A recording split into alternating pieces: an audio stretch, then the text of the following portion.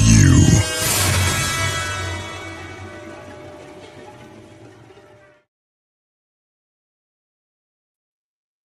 What's up, everybody? No, it's not the wrong night or the wrong show. Grizzly's on a trip. Asked me to fill in. So we'll say quick highs and get Mike and everybody on here and get this thing rolling. Because it's going to be interesting. We got some good stuff to cover. Usual hellos to Curtis. How we doing? Understanding Bigfoot. How are ya? Lenny, how you doing, man? Good to see you. And Joey, how are ya? You know, George Carlin's always favorite Joey, but hope everybody's having a terrific Wednesday evening. Hopefully Grizzly is having a safe trip. And yes, we have to downgrade to me, but I am wearing one off Grizzly on the Hunt in memory for Grizzly tonight. So he's here with us. Let's get Mike on here because he's the real star of the show. I'm just a stand-in. So I Mike, don't know how about we doing? What's up, Brian? I like that Brian's Barbershop. I like that the little logo there with your name. Thank you. Bigfoot's Barbershop. So it was a cute suggestion, and I think it was the next day somebody actually put up a TikTok page. There's an actual Bigfoot's Barbershop out in California near Bluff Creek of all places. Okay, well, that's fitting. Gosh dang it. It's all right. You try to be original, but I tell you what, there's so much of that stuff out there. It's hard to be original these days. You got to be quick on the draw and quick on the copyright button. And we heard from Becky. Is she getting in? So very cool. Can't wait to meet Becky. Let me text her and see if she's. Joey, we had some crazy entertainment tonight in my front yard. Oh, storm broke a primary line and caused a fire in my yard.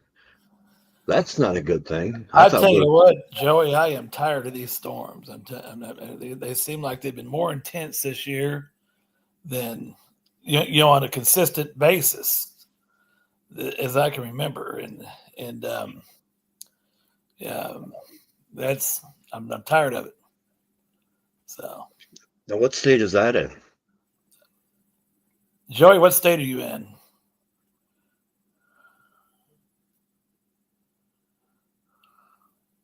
Yeah, Joey's tired of them too. We haven't had too much in Michigan. We've had. He says Michigan. Oh, he's in Michigan, so he must be downstate from me. He must be downstate. So Now Becky says she's backstage. Do you see her backstage? I don't see her. Did we send the right link? I sent another one. Maybe I sent the wrong one. Uh-oh. Why do I do this?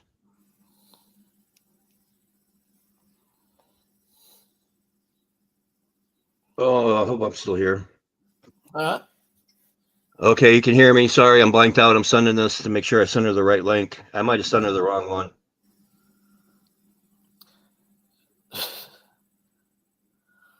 Not a good way to start.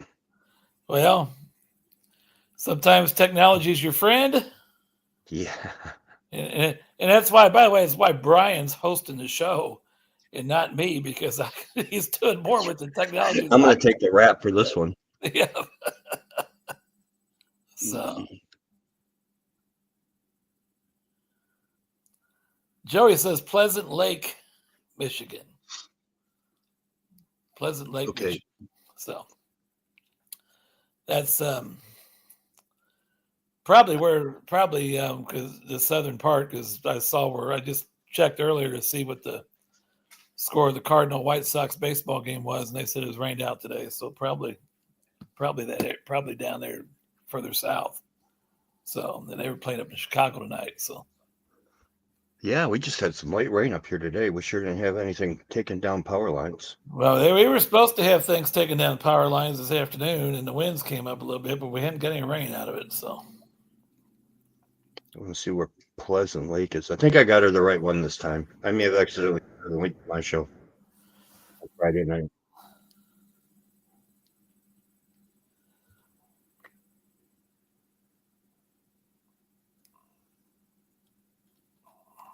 now she says she's in. So Oh, there she is.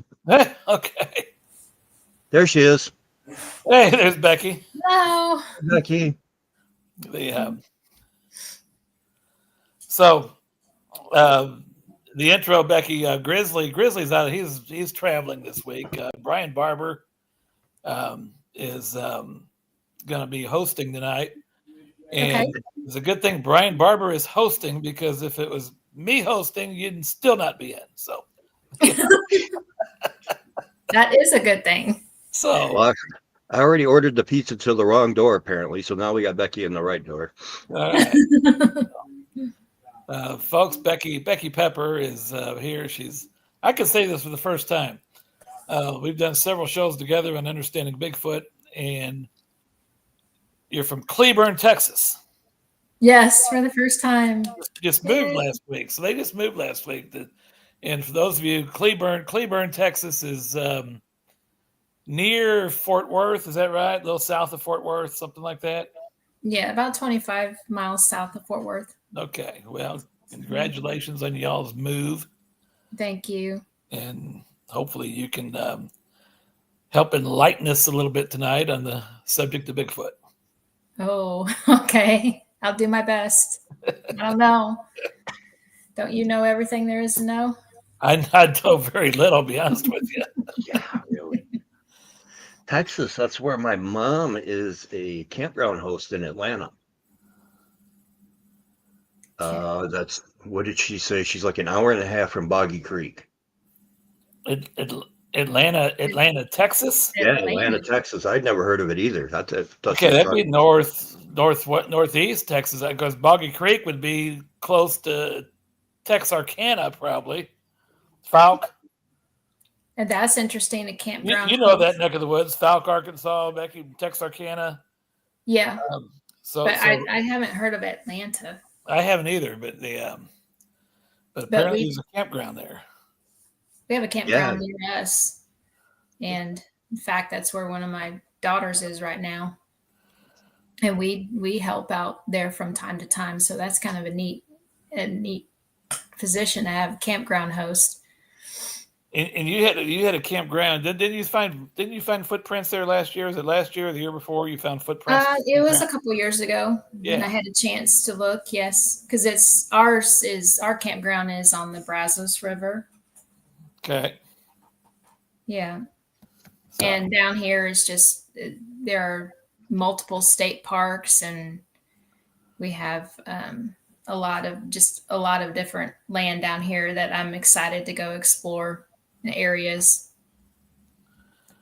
You're gonna, it doesn't matter if you're in Texas or Michigan or Missouri. If you have a river and a river bottom in the woods, you're most likely going to have Bigfoot. So, right. That's I just told somebody that yesterday who reached out to me, Mike, because they came across Understanding Bigfoot for the first time. Oh my! And we haven't done that particular show in probably 2 years now. Probably been about 2 years since we've done that show, Brian. Right.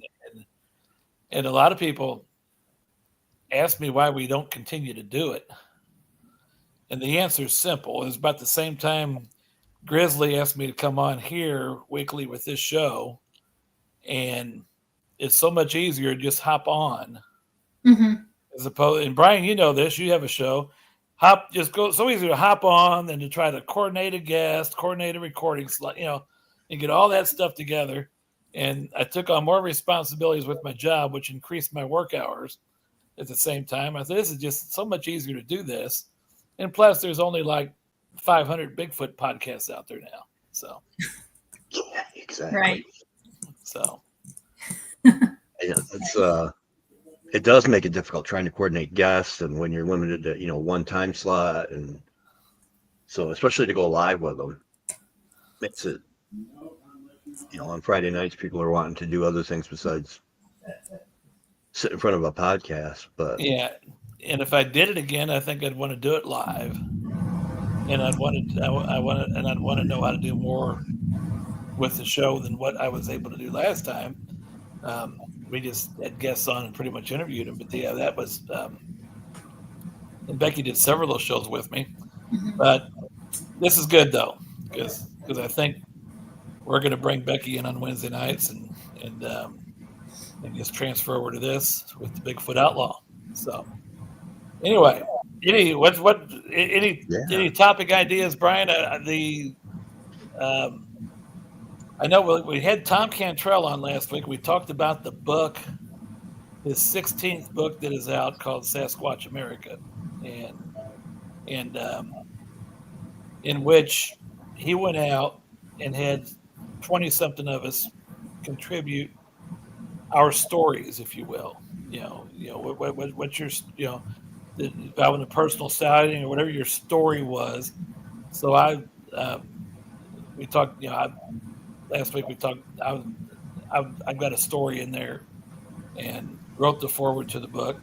But Becky, you also have a story in there as well, and yes, I have one in there. Tom, and why don't we just have you kind of tell your story a little bit? Mm-hmm. Okay, I'd be happy to. As I wrote in the book, I'm just kind of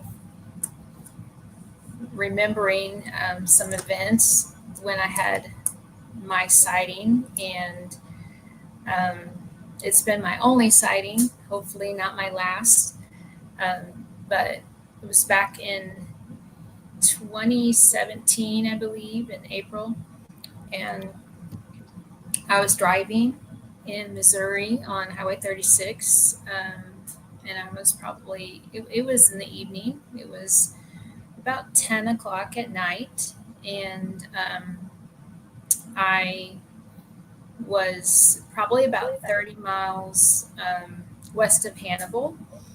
And the reason I know that, or I know where I was, is because I was driving and I had my older daughter at the time in the passenger seat.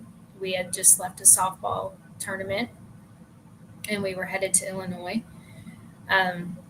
And my husband was in the back seat, so we were going to switch drivers, and he had told me to pull off at Hannibal, Missouri to switch drivers. So I knew that I constantly look at the clock, and I knew it was about 30 minutes down the road to where I would pull off at Hannibal. And it's kind of like like a divided highway where you're going, and there's a median in the middle. And so there's two lanes, the median, and then two lanes going the opposite direction. And if I can interrupt, Highway 36 in Missouri is in northern Missouri, and it's a 4-lane divided highway that runs from Hannibal on the Illinois side to St. Joseph on the western side up north of Kansas City. And it's a very lightly traveled road. There's not a lot of traffic on there. I've driven it many times. And your daughter, you mentioned your daughter, she was college age at that time, right? At that time, she was college age. We had just left St. Joseph. She had a college tournament up there, and we were just up in Illinois to visit family that weekend. And so we took off up there to watch her play, and then took her with us and popped over to Illinois to see family before we took her back. But so that's what we were doing. We were traveling east to Illinois. And Hannibal, Missouri, for those of you on the Mississippi River, that's Mark Twain country. You know, the writer Mark Twain, anything Mark Twain, Huckleberry Finn, Tom Sawyer, all those stories that he wrote about generated out of Hannibal. So just to give a little history lesson there, kind of give everybody an idea of where you were at. So go ahead. Right. So anyway, I was just driving along, and I was wide awake. Several people asked me if I was sleepy or tired, but no, I was wide awake.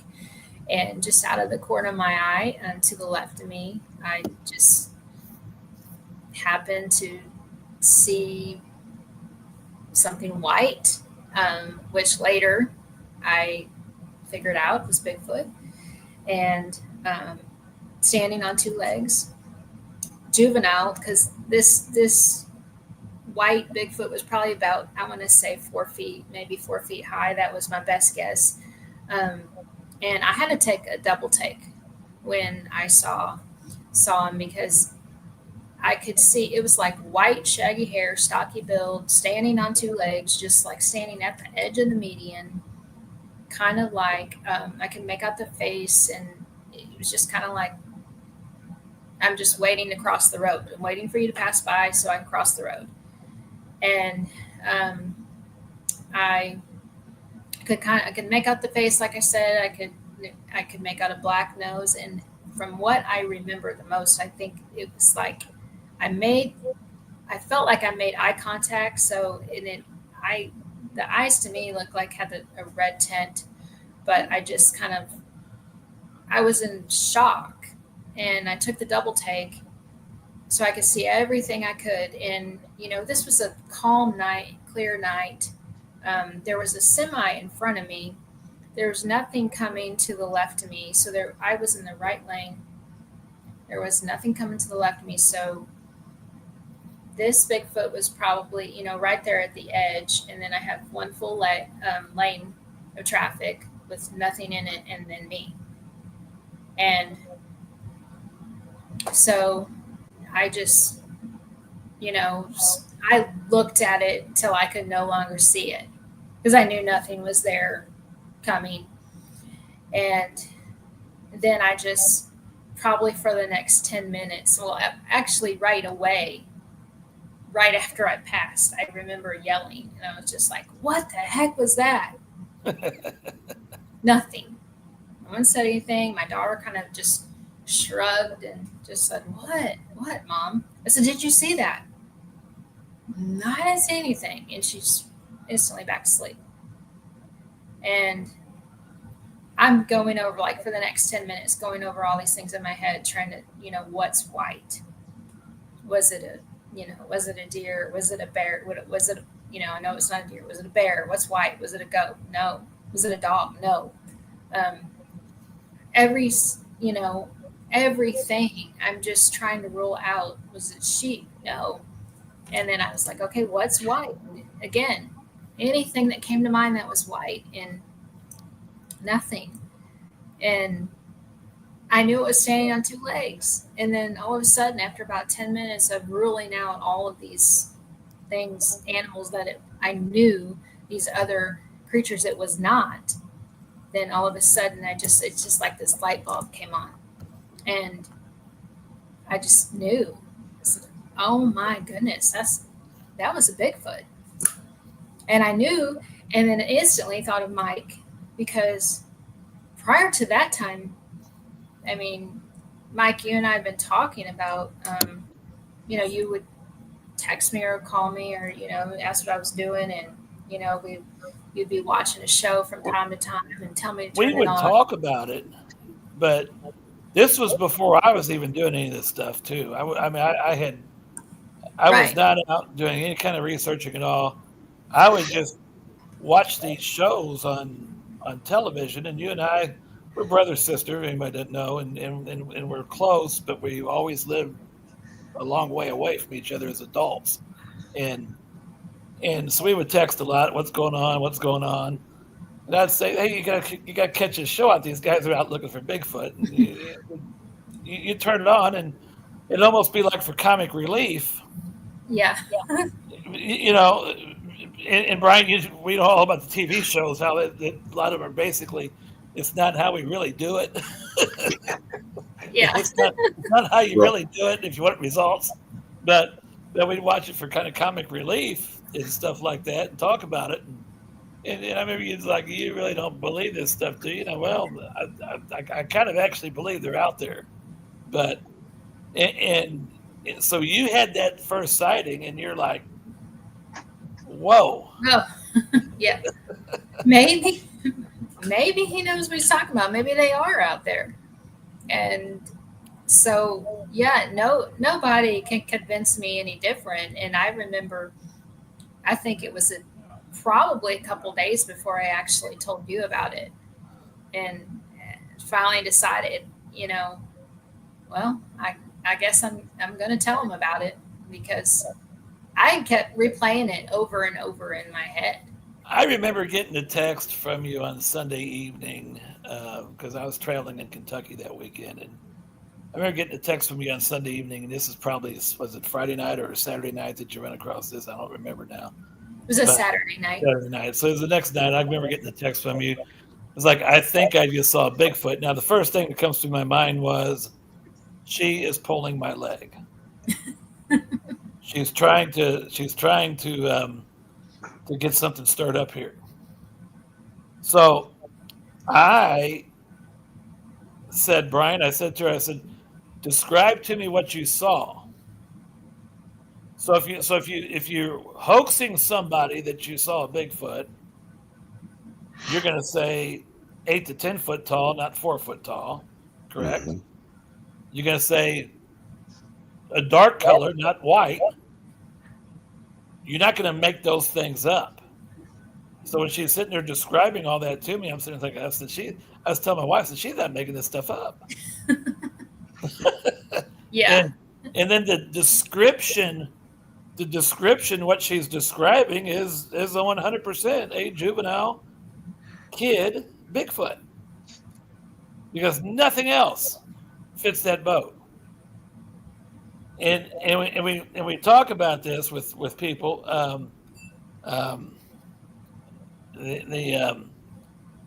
We talk about this, that when you stopped in Hannibal, what did you say to your husband? What did you say to your daughter? Did you say anything to them about this? I did. And their response was? You're crazy. You're crazy. And I didn't say anything, and yeah. They start trying to tell you what you didn't see, right? Mm-hmm. And then when you talk to our parents, what was their first response? I was crazy. You're crazy. The crazy daughter. I see that. Yeah. Crazy. And you've been talking to Mike too much.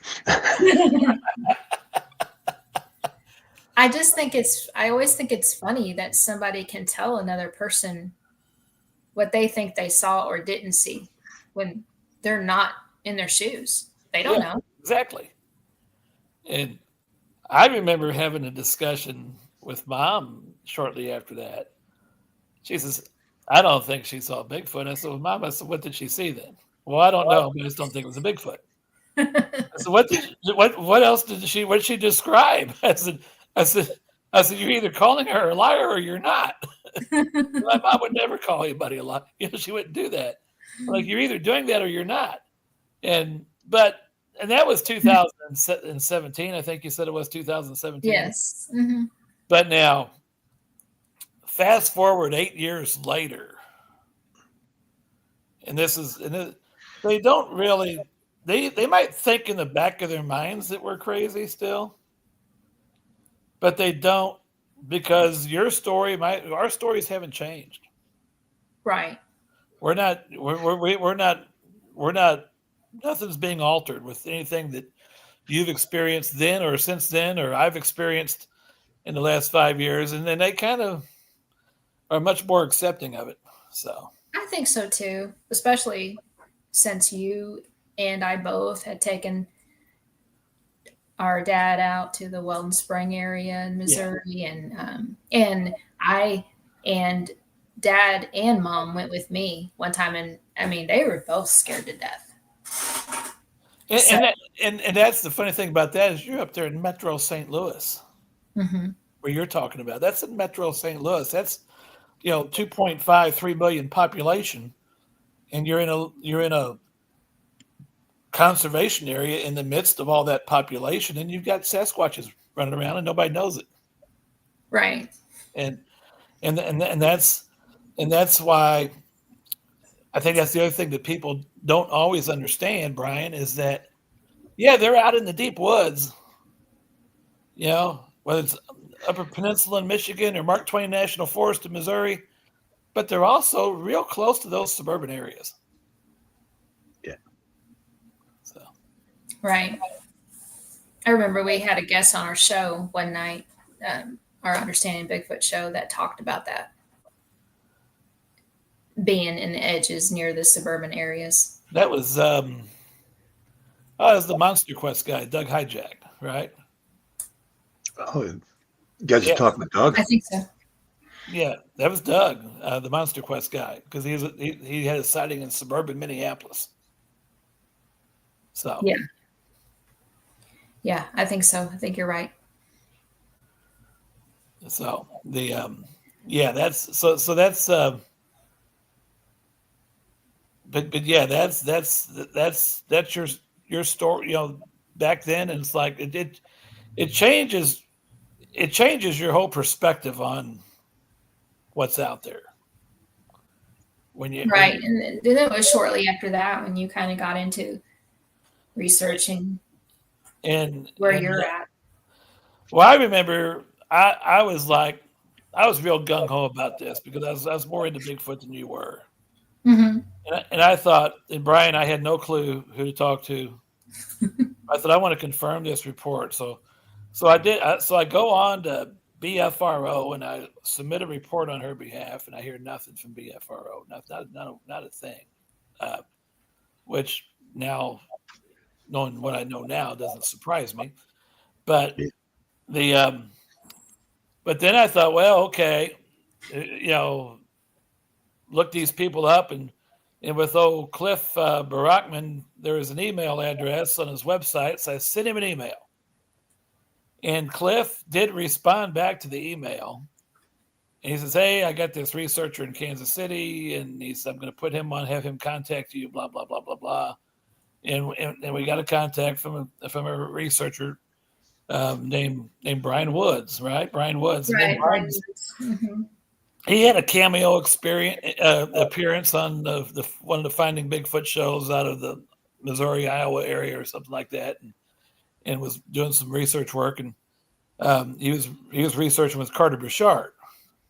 Of course, Carter Bouchard's a household Bigfoot name, and out of the Kansas City area. But I talked to Carter the other day and asked him about Brian. I don't think Brian's even doing this anymore. So, but Brian talked and talked to you and kind of confirmed everything. And the one thing he said to me, Brian Barber, is, if you're really into this, why don't you get out and do some research? And my first thought in 2017 was, I told him this, I said, well, I would, but they're not around where I live. Yeah. Assuming, right? They're not around where I live. Well, 2 years later, I found out differently. Yeah. Yeah. I remember he told me, he asked where I lived and said I could get involved in research. And then I told him, well, you'd probably be interested in that, because at the time I didn't have time for it. And so I kept asking you about that. I kept saying, well, have you decided, that's the thing. Research? You had, because I just, you were busy with the kids, mm-hmm. and their sports and their activities. And my younger of the two kids just had graduated college, and he got done with all his sports. So I didn't have all that stuff anymore. So I thought, I can get out and start doing this stuff. Right. And ironically, it was with my son, my adult age son, who just graduated college, the first time we saw the evidence. And he decided that he didn't want any part of Bigfoot research, but I kind of said, no, I'm into it. I'm on. Let's do it. Yeah. But yeah. I know that Brian did a map study for me too after he interviewed me. And so his maps, I did put in with my story in the book Sasquatch America. And he revealed there, I was pretty much right there in the middle of or near the conservation area. Yeah, I remember looking at that as the book came out.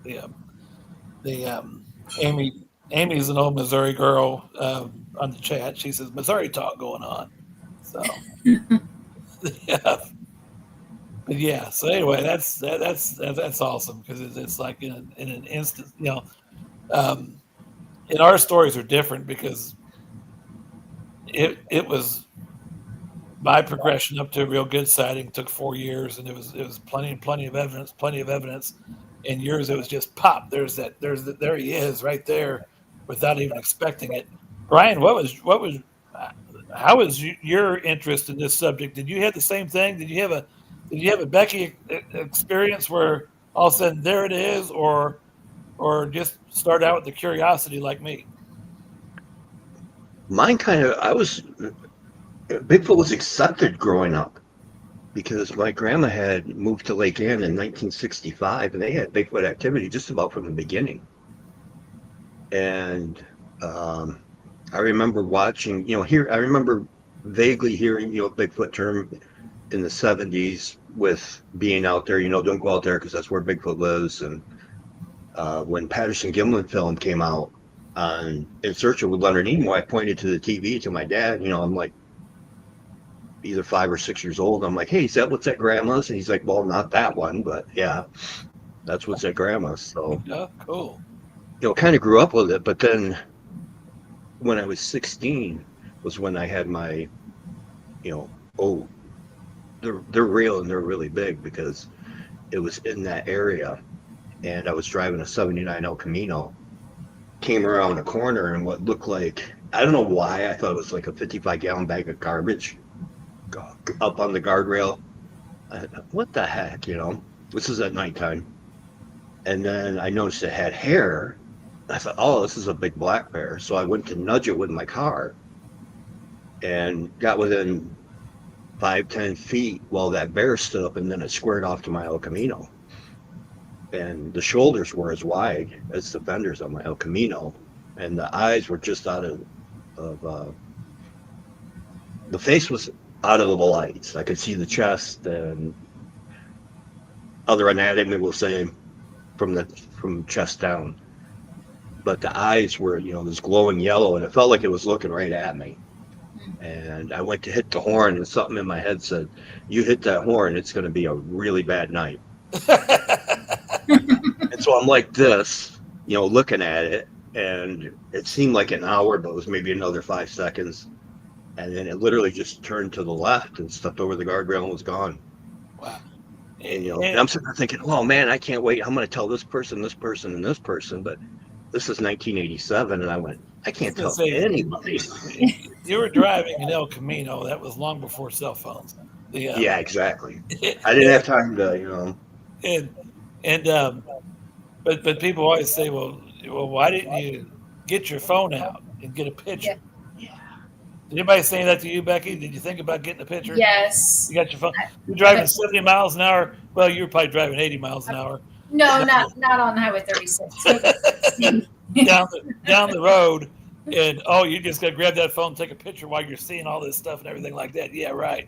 Right, and it was night. Yeah. And you don't have time. You don't have time to think about that. And then in Brian's case, the same thing. It's like the last thing on your mind is you're like, whoa, check that thing out.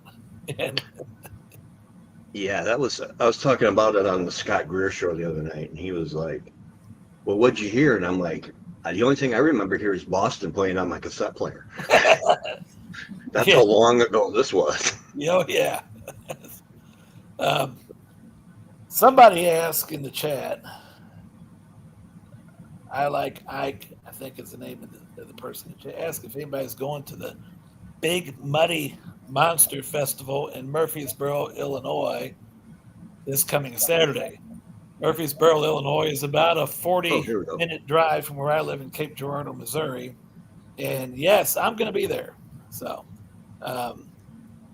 and I'll be one of the presenters there at the Big Muddy.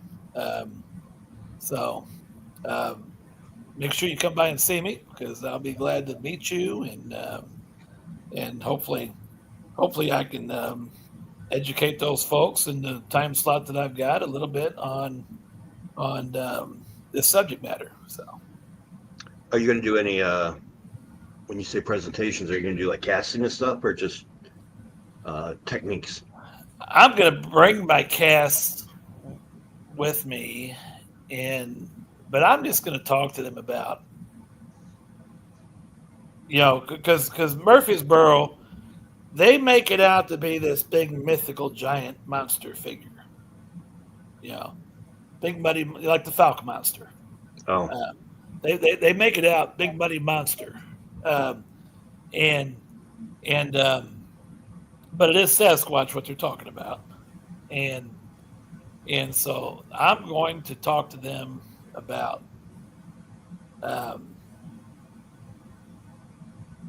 number one, they are real. There's no myth about it. And number two, in my opinion, even though they get really, really, really big, I don't see them as monsters.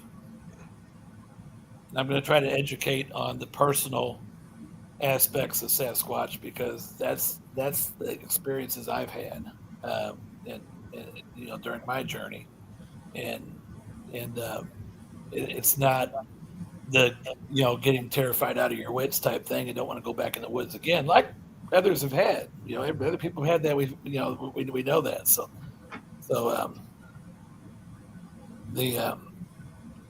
Yeah, we are the monsters. yeah, but definitely. All you got to do is flip over from the Bigfoot channel to the news channel, and you'll see who the real monsters are out there, right? Yeah, so much for the civilized species,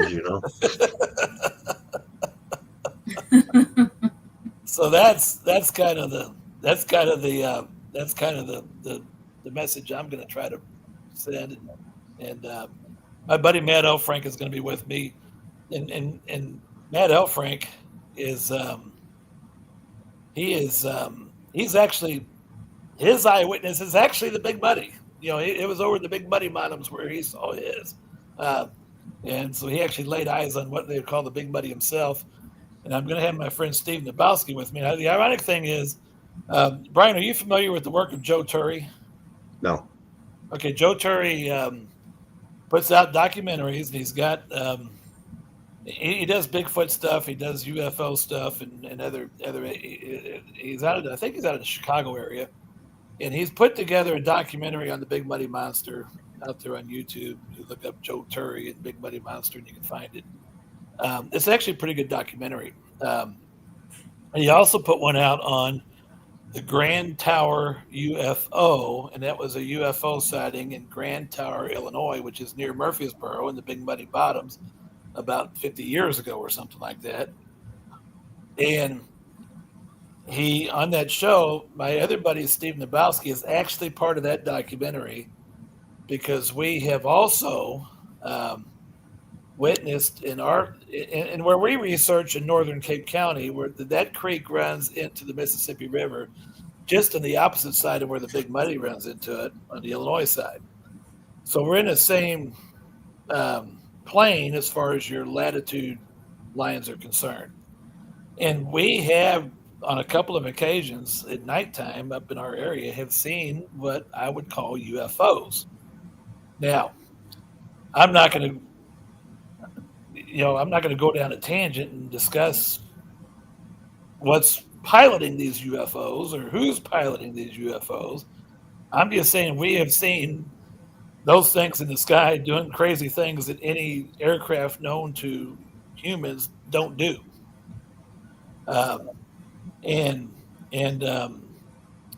So he did, when he put that, he did. I actually talked to him over the phone about it, and he was trying to get a Bigfoot connection. I just told him I don't see one, but that's just my opinion. But Steve's actually part of the documentary, and he's going to be with us as well. So they're going to be showing that Grand Tower, and I think they're going to be featuring both those documentaries that Joe Turry put out. So interesting stuff. Anyway, you had it up, but that's this Saturday. Somebody asked about it, and I'll be there presenting. So looking forward to it. And I have never presented at a festival like this before. I've never done it. So, so if you've done this, Brian, and you've got any advice for me, I'll take it tonight. But no, I hope to one day. But I just thought they asked, and I thought, well, you know what the heck, and so, but is this one of those festivals where people dress up? I don't. She said that somebody asked me that. She said very few people will dress up at it. But she said basically, I mean, they're charging, I think, like $60 a head to come to this thing, and they got people going to be coming from, so we better give them their money's worth, right? And and I know our friend Barnaby Jones he's going to be set up with a booth there. So, and if it's big enough festival for Barnaby to bring all his stuff down to set up a booth there, he thinks it's worthwhile for him to come from Wisconsin to do that. So, so it's so I'm looking forward to it, and I went and had breakfast this morning with Matt Elfrank, who's going to ask me, well, I'll go give my side of the story, and they can take it or leave it. So I like Ike's got advice for you. Just pretend everyone in the crowd is naked. Well, I've heard that, people. Somebody else said that in show business at one point. Well, you look at them with their clothes on, and that could be a good thing or a bad thing, right? I better be careful. That might have worked back in the day, but now some of the outfits people wear are probably way more entertaining. But Jessica Van Pelt is the organizer behind this, and if anybody has ever seen, like most of these cable shows, they talk about Bigfoot. Most of the different shows, whether it's Terror in the Woods or Paranormal Caught on Camera, most of them have done something with the big buddy monster. And Jessica Van Pelt, she's an adult now, but she was a little girl who had one of those sightings and experiences that kind of terrified her years ago. And she's at every one of these documentaries, and she's the one that actually organizes the festival now over there. And so I'm really looking forward to going over and meeting them and visiting with them and everything else on Saturday. Congratulations on the invite. That's awesome. Yeah, you'll have to let me know how that turns out. Yeah, it just come out of the blue. She asked if I'd be interested in doing it, and I mean Murfreesboro, Illinois is known for two things. It's known for the Big Muddy Monster, and it's known for 17th Street Barbecue Restaurant. Wow. So if you ever watch like Barbecue Pitmasters, there's every once in a while you'll see the reference to the 17th Street boys. And I remember Jessica, she reached out. When she first reached out on this, would you consider now or in the future of being a presenter? Yeah, no problem. Just let me know. It's only 40 miles away. And then she said, how much would you charge? I said, how about some 17th Street barbecue? I'm like, how much would I charge? I mean, like who am I to demand money to come and present stuff? I said, give me some barbecue. Yeah, I'll come. There you go. Take it out and trade. That's the best way to go. So Rebecca has an excellent point here. I just wanted to point out that Mike's a teacher. He's used to hecklers and low attention spans. Oh my. The attention spans these days are oh my God, because this generation, and we become the same way as adults. It's like the phone is giving you a very small attention span on anything. And it's dropped my IQ to room temperature too. Oh I my swear. goodness. It's like, boy, you got to. What am I missing? Got to get on that phone and see what you're missing out there. And so that's I'm used to. Yeah, he's used to a family full of hecklers too. Oh my goodness. And people who don't really listen. Oh, if you're yeah. a Bigfoot believer in a family that doesn't believe in Bigfoot, I can empathize with. I never even told anybody about my Bigfoot encounter for over 30 years because I had a paranormal experience, and the ribbing I took was relentless for 2 decades until the same thing happened to another family member. Wow. Wow. So it was like, if I caught heat for that, there's no way I'm telling them I saw Bigfoot. Well, and that's true. It's like, and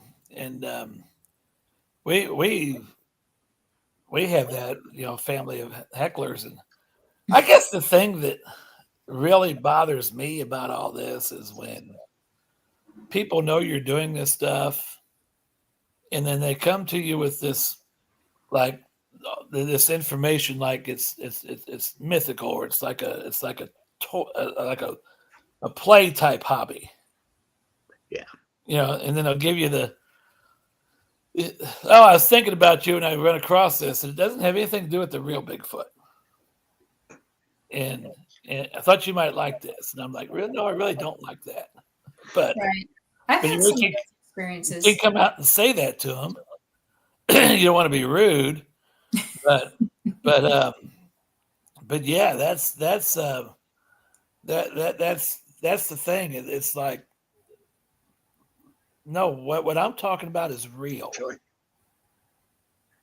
So Yeah, it's a fine line. It's I mean, all the peanut butter jokes I've taken over the last couple of years, well, it's, yeah, but I just take it in stride, and the fact they're even talking about me is like, hey, why not? well, it's one thing we learned. Any publicity is good publicity, right? And I'll have the student would come up to me and say, so and so is talking about me, saying this about. I said, at least they think enough of you to talk about you. You ever think about that? They could totally ignore you. Oh. As long as they get it right, because what people don't know, they make up. So at least get the right information out there. That is true. I used to tell my kids that. I would say, well, if they're talking about you, I mean, that means you're taking up space in their mind. Yeah. What's the new expression? Living in their head rent free. Rent free. Yeah. Yeah. Yeah. So Becky, have you been out now, and what have you what's your most treasured find that you've had? Most treasured find? As far as Bigfoot? I think I've seen several footprints that to me has really made him real, made Bigfoot real to me, because I know I've seen, not only have I seen footprints when I've been with Mike, I've seen other footprints that I know that look substantial footprints to me, that I've seen some. I've measured. Mike's told me some tricks before to, find a stick and measure and see if you can look for a stride in footprints. And I've seen a few of those, and I've measured the strides. And so one time I even had my daughter with me, one of my daughters, and brought her down there. And this was when I was down near the river. And this was one time when I was down near the Brazos River here in Texas. And then she, her eyes were open pretty big. So I just think the footprints that I've seen and come across, and hopefully can come across more, because that, to me, that those just stand out, that Bigfoot is real. Yeah, it's funny. You talk about taking family out. My mom had been bugging me to take her out before she went to Texas, and we did take her out. We did find a couple of friends, and it was like she was just totally unimpressed. And I'm like, we just found something. It was pretty darn cool. They were 17-inch, and they had toes. I'm like, what's going on? She goes, well, I want to hear one.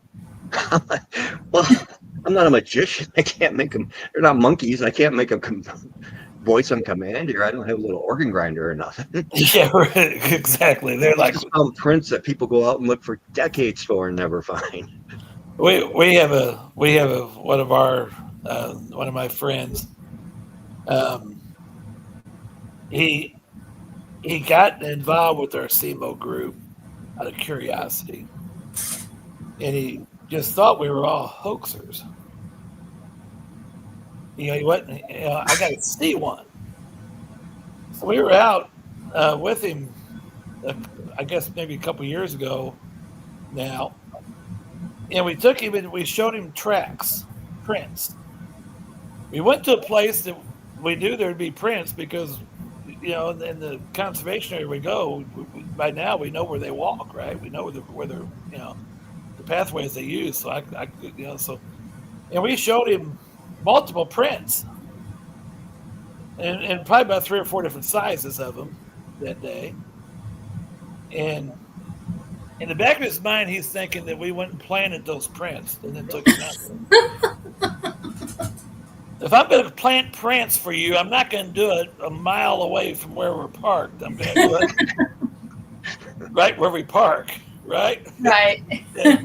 And so he told me, he says, well, because I thought you guys just probably went and planted those prints. He says, but then I went up a couple days later by myself to a different area of the conservation area, and I saw other prints, and I realized, hey, they aren't planting those prints.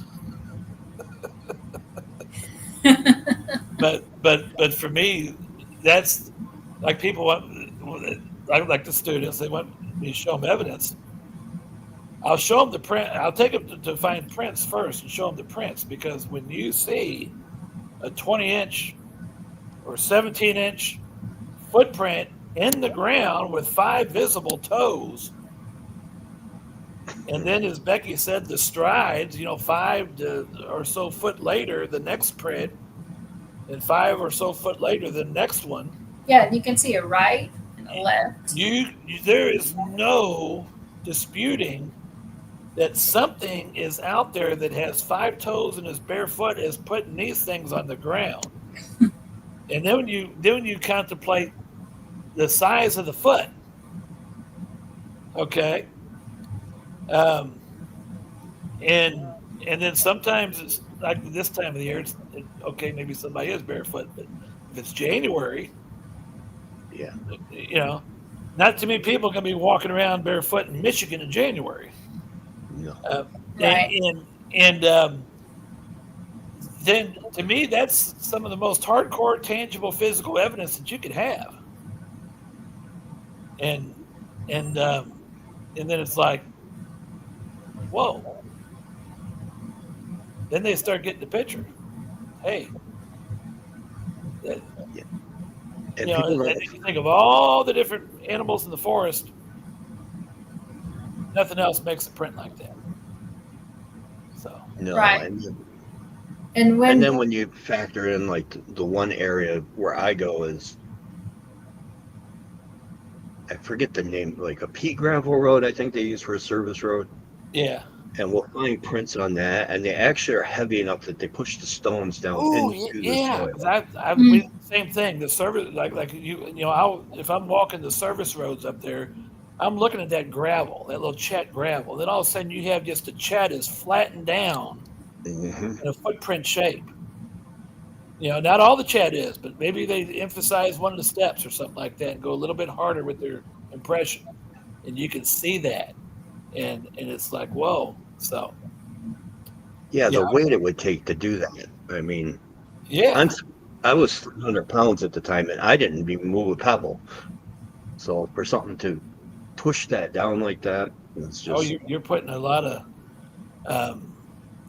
It was up at one of those. I think it was actually Monster Quest. I think we talked about Doug Hijack, but I think it was one of his shows where they did some kind of study. They found a footprint, and they got a machine out and did a study about what kind of weight would to get a half-inch impression in that soil.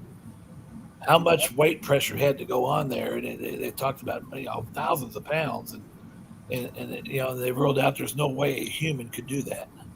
Yeah, it's. So That's like the Patterson Gimlin film. That's the one thing people don't talk about is, oh, it's a man in a suit, man in a suit. Well, man in a suit must have weighed, 850 pounds according to the tracks. Yeah. So I don't know many people that, I think it was 750. I said 850, 750 before anybody corrects me. But I don't know very many 750-pound people that can walk that well out in the woods in a monkey. They're not going to be walking like that. Even Andre the Giant was a whole lot slower than that, and he was only 500. Yeah. That's yeah. So, but yeah, that's Patty was pretty agile, getting across that rocky area, and so. You did send me some pics I want to look at, though. Can we look at those real quick? Yeah. I just thinking we're getting close to the hour. But yeah, let's take a look at some of these. Yeah, we are. And we're talking we're kind of switching subject matters to glyphs a little bit, and some of these glyphs are included in my story in Cantrell's book, Sasquatch America, which you can get that book at tomcantrell.com or Amazon. It's on Amazon, but We'll make it real quick. Other evidence we find to correlate, especially when you find them with the prints. Right, in the areas that you know. Okay, so if you take a look at this glyph here, this was an area 2023. I did a year-long gifting program on some private property, not too far from me, with a wonderful family that we're going to keep the property and the family anonymous with Bigfoot because we don't want to screw up their relationship that they have. But if you see, and this is kind of upside down, if you look at the bottom of the picture, as I'm seeing, you see a big rock. There's actually an orange that's stuck on top of that rock, and in the orange is a piece of fruit that I guess I just had that and threw it in with the gifting. They loved the apples. They didn't like the orange, apparently. So they gave it back on the rock. But that rock would represent a head. And then you see the stick going down, and you got two arms going across. And you may not be able to see, but each of those arms going across have an elbow and then a couple twigs going straight up. You can see it on the right side as you're looking at it more clearly than you can the left. And then you look at the bottom of the picture, you got the two legs extended out. There was a kind of a human stick figure that was left for me near that gifting bucket during that process. And that was left by the Sasquatch people that were enjoying the apples and the peanut butter, Brian, that I was leaving for them. I'm not the only one. You're not the only one. No, they love the peanut butter. They would take the peanut butter back to where they hold up, and then they'd bring an empty jar back to the bucket and say, give me some more peanut butter. So This one impressed me. This one I was like, oh, holy crap, there's no mistaking what that is. the letter A. You clearly see the letter A there. And that was left near that bucket as well. And I've talked to, if I got a question about glyphs, I talked to my friend Lynn Gaspar up in Washington State. Lynn says that's probably from the alpha male of that clan, just kind of leaving you the letter like, hey, we're cool, dude. We're cool. I'm the alpha. And now, so that tells me, okay, if they could put a letter A down there, they know something about the English language and their ABCs and the alphabet. So you're not talking about just your average animal in the woods here. Right. This will be part of my Big Muddy presentation. Very intelligent. On Friday. They know something about that. And actually, I'll flash one more before we wrap it up because this will answer a question right here that Henrik has. Have anyone heard them trying to talk English? Oh, my goodness. What a day to ask that question. We got it right here. Yep. So, here we go, folks. Do they speak English? Looks like Okay, so zoom in. If you look at that picture, carved in that tree with a rock, on the left is an H and then followed by an I, high. And then next to the high, on the lower right-hand corner, you see some stuff. That is a real small high that was put there. So my guess is an older Bigfoot left the message hi, and little kid Bigfoot was practicing too and put his little mark on there as well. Now, story behind that, a property that I have investigated about 30 miles from me, one of my students' properties. My student, he's a high school student now. He was, I think, his first sighting was a couple years ago in the fall, where he was out hunting with one of his friends, one of my other students, and they about 100 yards away they saw a Sasquatch walking up a hill, and he knew exactly what he was seeing when he saw it because of his association with me, and he told me about it, and then he went the same area. He's deer hunting. Okay, he's got a deer stand that looks at that tree in that area right there. He hunted that deer stand on a Saturday. This is private ground, heavily wooded. He hunted that deer stand on a Saturday. That was not there. He came back Sunday morning, and as the sun comes up and he looks, he's got that message there, hi. Now, between Saturday night and Sunday morning, human beings are not going to be walking through this private property where it's at, and they're certainly not going to take the time to carve in the wood in the dark. And if a deer was wanting to rub his antlers on there, he's not going to spell, right? Right.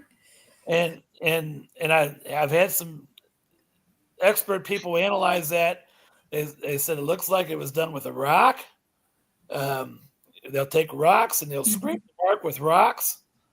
But there's clearly there's an English greeting, hi, to this young man.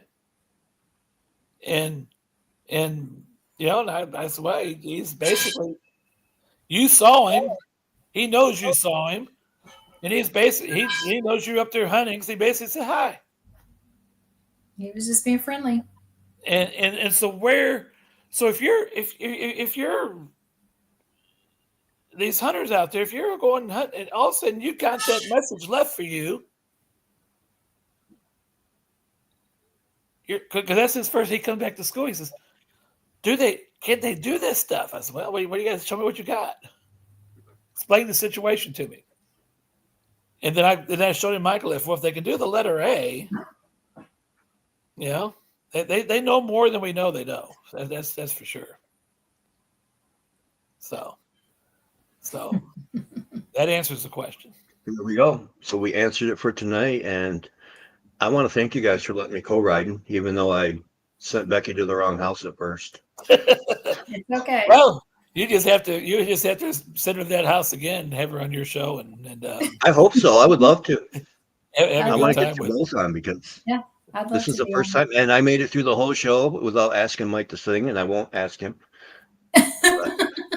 Funny thing you mentioned that because our dad, Becky, my dad, he read the chapter, and then I don't know who told him about the part with the female Bigfoot, but he says, "How come you didn't write anything about that girl?"